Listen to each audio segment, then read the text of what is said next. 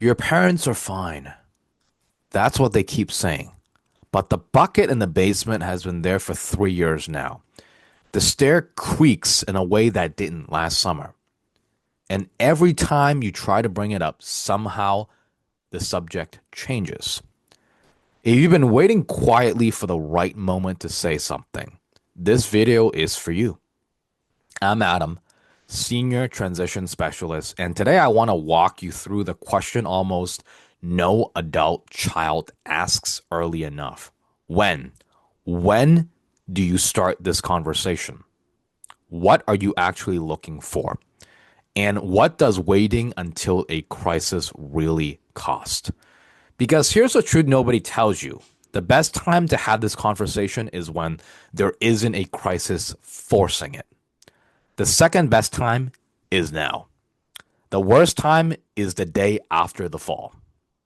Your parents have lived in their home for 20, 30, and maybe even 40 years. The house itself is also aging, and in ways that often surprise families. Over the decades, stuff accumulates, the basement and attic become time capsules. The major systems, wiring, plumbing, furnace, and the roof haven't been touched in years. Maybe there's a minor leak somewhere, and the bucket trick has been quietly becoming the permanent solution. Your parents have adapted to all of this without noticing. That's the thing about decline. It's gradual until it isn't.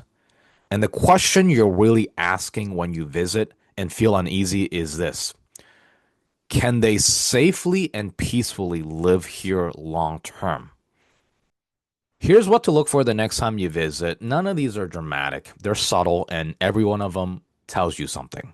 Number one, the stairs, the classic. Are they avoiding the basement now, hesitating at the landing, dropping passive comments about their knees?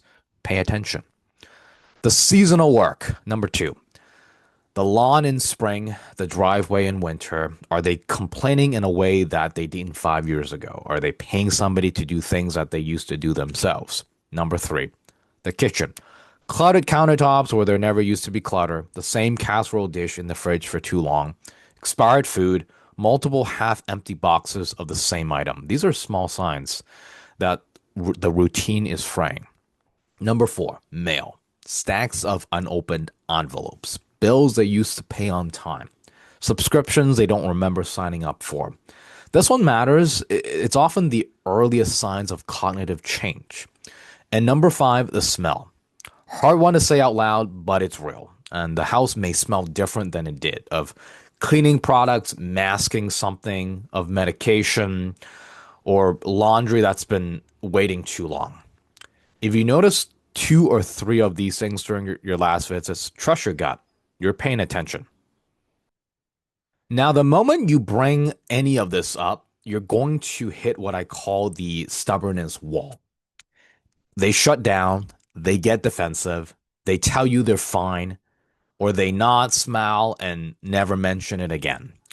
If you watch my other videos, you know what's really going on. This isn't stubbornness, it's fear.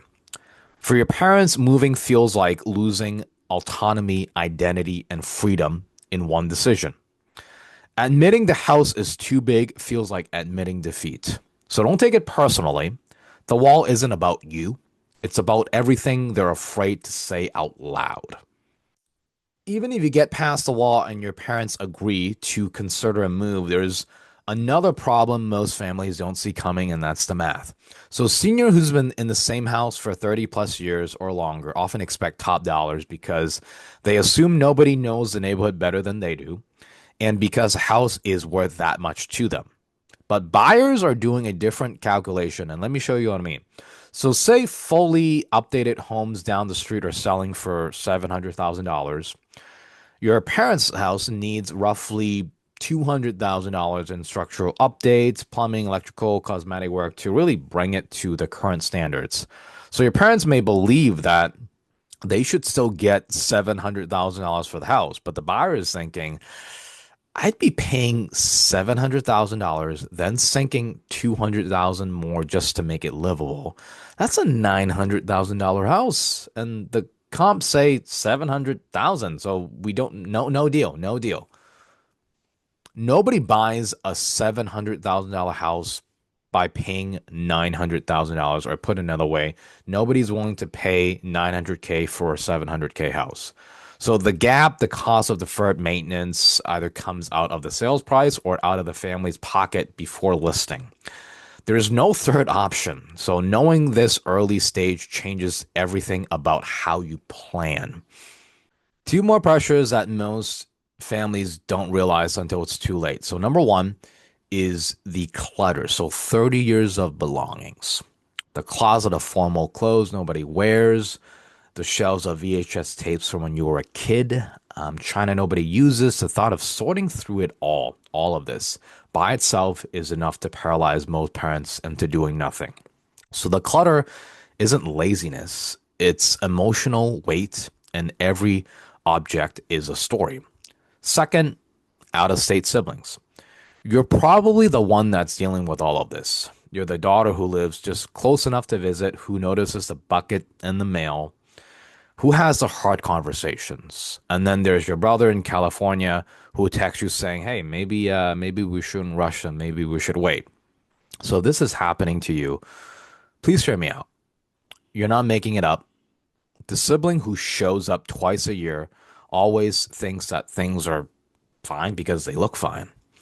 Because mom and dad, they put on a show for when you guys do visit, but you're the one that's seeing the truth here.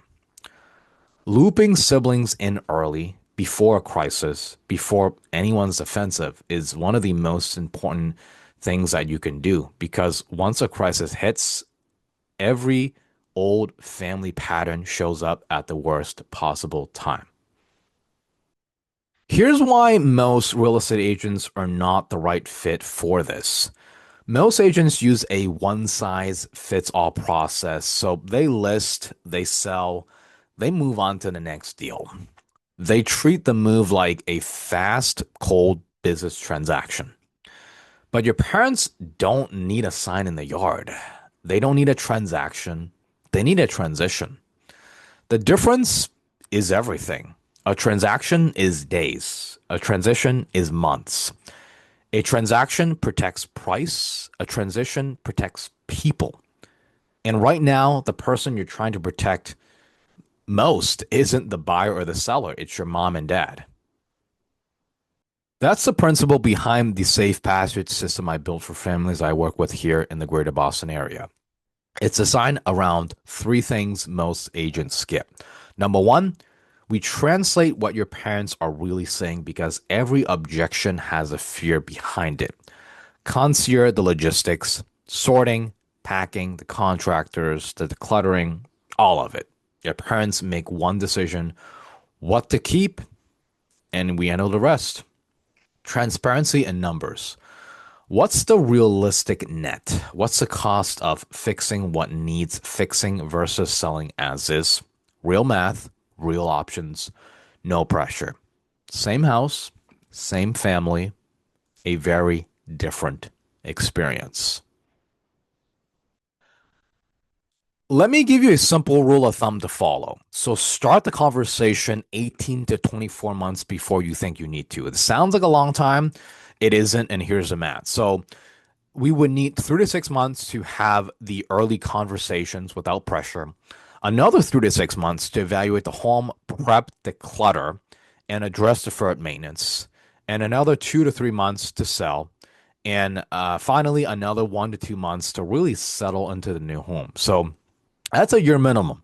And that's the calm version. So if you start after a fall, a diagnosis, or a hospital stay, every step compresses, every decision gets made under stress, every dollar of deferred maintenance gets discounted twice.